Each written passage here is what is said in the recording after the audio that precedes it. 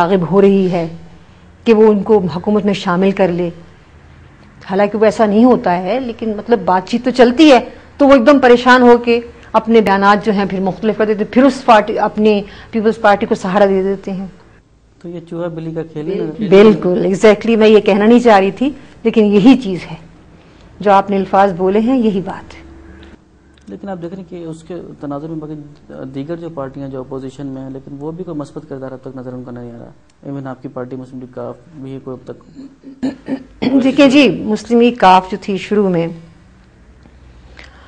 ہم لوگوں نے اپنے زمانے میں، آپ کو احساس ہو گیا ہوگا کہ پاکستان مسلم لیگ نے بہت کام کیے، اور خاص طور پہ پنجاب میں تو پرویز الہی نے بہت کام کیا، روڈیں بنوائی ہیں، ذمہ داروں کے کام کیے ہیں. پھر سب سے بڑی بات یہ کہ ہمارے زمانے میں یہ جو ہے آپ کے ناظم وغیرہ اور یہ ان کی سب کی وجہ سے گراس روٹ لیول تک کام ہوتے رہے.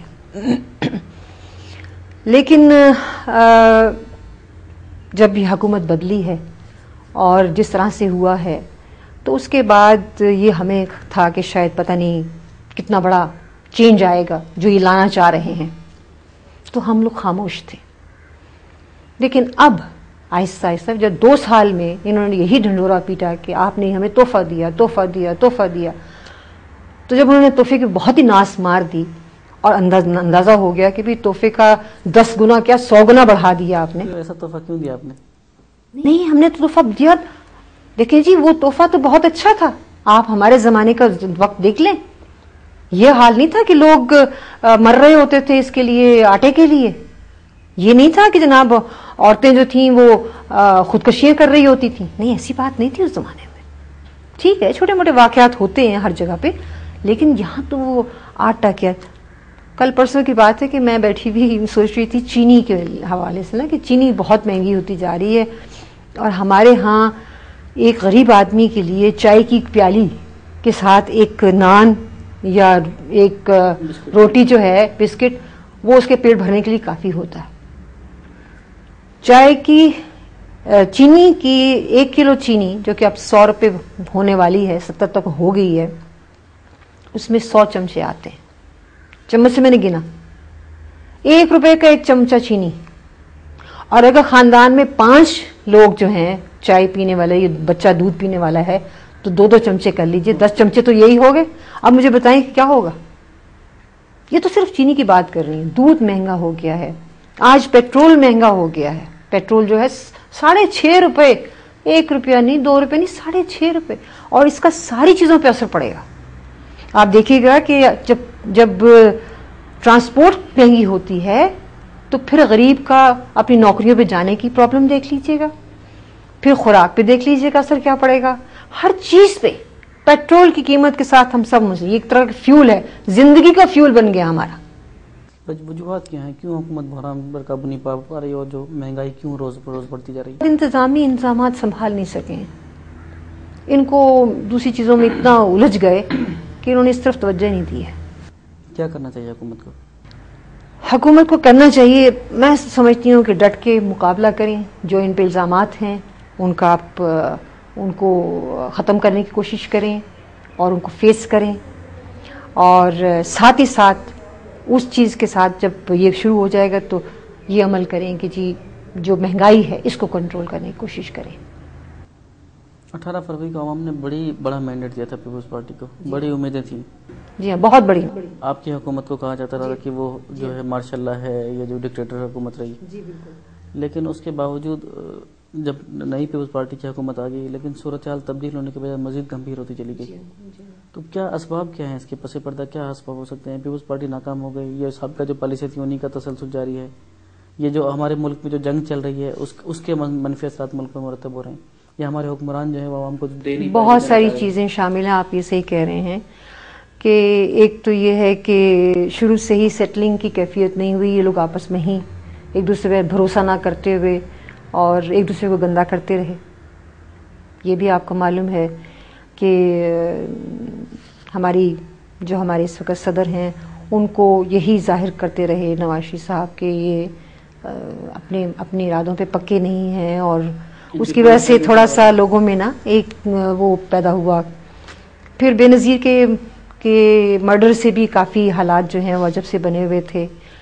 پھر اس کے ساتھ ساتھ جو ان لوگوں نے پلاننگ کی بھی وہ بھی مکمل نہیں ہوتی تھی. ایک دن کہتے تھے یہ ہم نے کرنا ہے, دوسرے دن اسی چیز کو نفی کر دیتے تھے. ایک دن کوئی بیان آتا تھا, دوسرے دن کوئی بیان آتا تھا. تو لوگ جو تھے ایک عجب تذبذب میں چلے گئے تھے. اور پھر لوگ یہ سمجھتے تھے کہ بے نظیر کی حکومت آ رہی ہے, ایک نیا چینج آ رہا ہے, کیونکہ ہماری طبیعت ایسی ہے, ہم لوگ پاکستانی خاص طور پہ کسی بھی حکومت کو 2-3 سال سے زیادہ برداشت نہیں کر پاتے ہیں. جہاں 2-3 سال ہوئے شروع میں تو جناب واہ واہ واہ واہ واہ, اور جو ہی 2-3 سال ہوئے پھر ہمیں خامی نظر آتی ہیں. کیونکہ وجہ یہ ہے کہ ہم ایک معاشی طور پہ ہم اتنی مضبوط حکومت نہیں ہے, ہم قوم نہیں ہے. اس لیے ہم اوور نائٹ چاہتے ہیں کہ چیزیں بن جائیں, ہو جائیں, چینج ہو جائے.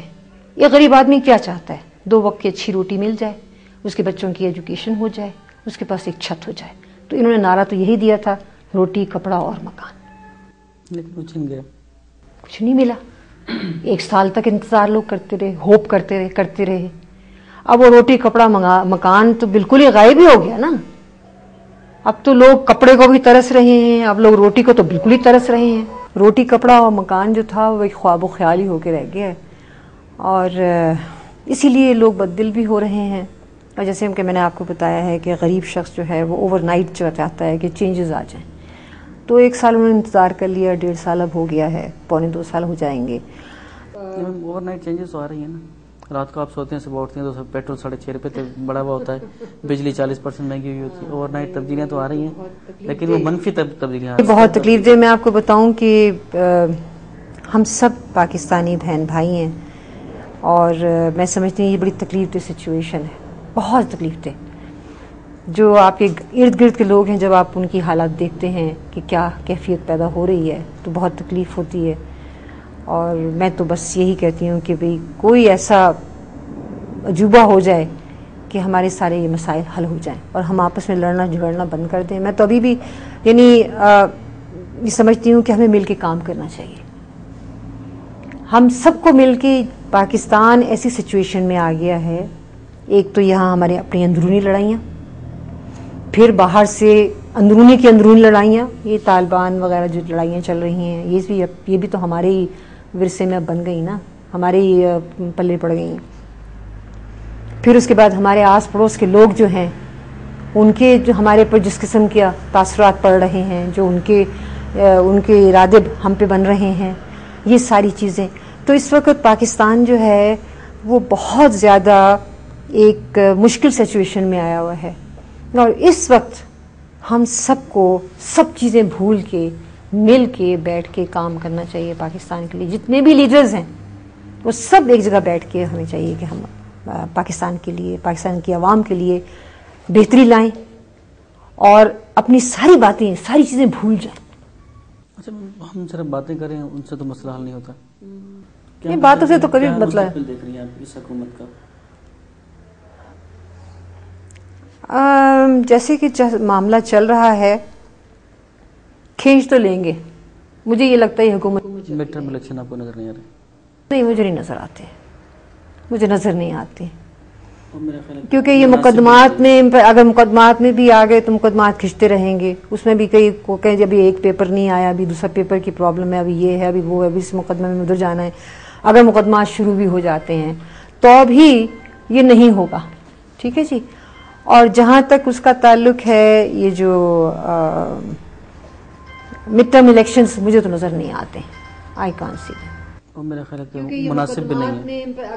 نہیں, ہم لوگ اس وقت اس قابل ہی نہیں ہے کہ نہیں متحمل نہیں ہے. نہیں, بالکل نہیں ہے. مشرف صاحب پاکستان سے چلے گئے جی. پہلے تو تھوڑا سا ہمیں بتائیے کہ ان کی حکومت کیوں ناکام ہوئی, کیوں جو بیرونی قوتیں جو ہیں کیوں ان سے ناراض ہوئی, کہ ان کو حکومت سے, اقتدار سے علیحدہ ہونا پڑا؟